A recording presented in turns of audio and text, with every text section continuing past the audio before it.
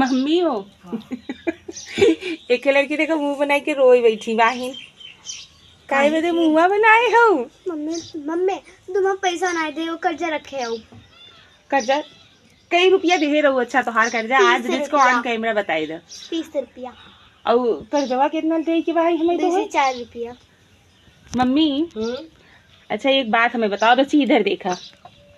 ए हमें दीन है 30 रुपया। अच्छा। और ये हमसे मांगे थे 204 रुपया। इतना जल्दी क्यों के ब्याज बढ़ा था एक दिन में?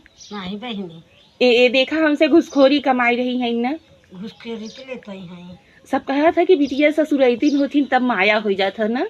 नैहरे से का पावे का लेके ससुरे चली जाए। ये पचे बहनी है भैंस से लगी। ले दीक्षा तू ठंडा पी ले हमारी तरफ से। हमें नहीं पिएगा। तू हमें 30 रुपया दे रहा हो, हम तो है 105 रुपया का चीज पिया।